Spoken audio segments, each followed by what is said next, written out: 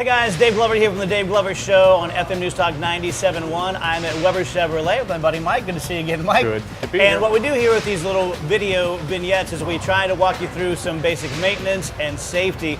Today we're going to talk about how to change a tire. Now in this day and age of modern technology and OnStar and cell phones, a lot of people will think, myself included, you know, if I break down, I'll call somebody, they'll come out, they'll do it for me.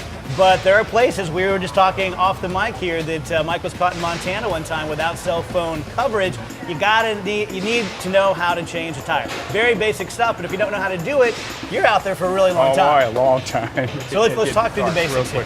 Very easy. The owner's manual is your buddy when it comes to things like this. A lot of times people don't familiarize themselves with the spare. 90% of my cars nowadays do have a space saver spare.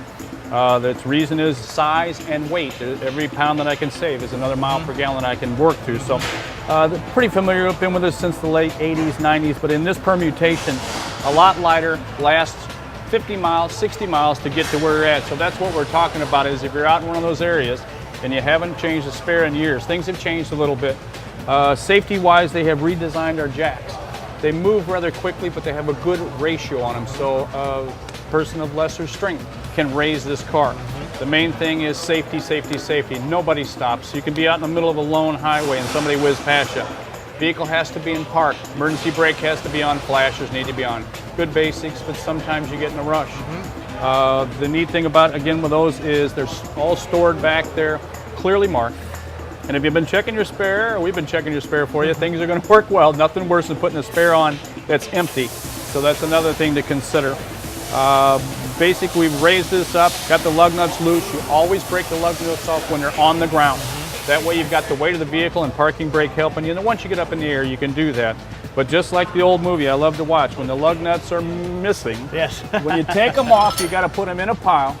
And the truth is, most cars are equipped with 5.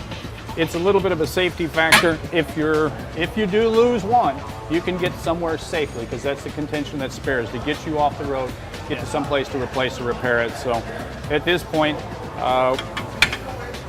getting back loosened up.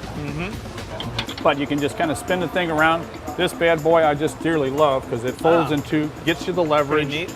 Yeah, very simple, and it's combined. This is part of the jack, raises it up. Now, is there a little notch down there for the jack? Yeah, which is really kind of different. They used to have 5 or 6 different parts. This just kind of slides easily, we'll say. Hooks onto your jack and you raise the thing up. Because years ago, Pop had the bumper jack, the car would fall. These things are very, very stable. We don't really have a big problem. Safety in mind. Yeah. It's all contained in the trunk area. When you get done with the thing, you just throw the tire in the jack. Most places, all places, after you get a tire replaced, we'll put it back for you. And down the road you go. Now, I remember back in the days when I really didn't have money to buy a new tire, I would go on these things way past 50 Oh, or I've 60. seen car with 3. I've never seen one with 4, but I've seen it with 3, and I'm going, wow, you have pushed the envelope but there. do not push your luck. Oh my, they're just designed for nice straight travel. Yeah. The low tire pressure monitoring system is smart enough to know when you do this, you may get a warning, but it's smart enough to know it's on, and it doesn't turn a light on to scare you, so. All right. Piece of cake, slice of pie. All right, perfect. Thank you, Mike. Appreciate it. All right, guys. Dave Glover from the Dave Glover Show, coming to you from my home away from home, Weber Chevrolet. Anything you need, maintenance or safety, we got you covered here at Weber. Guys, remember that with your smartphone app, you're never more than a couple of touches away from Weber Chevrolet. Whether it's for contact information or to make an appointment here in the maintenance department, just pop it up, push the button, and you're there.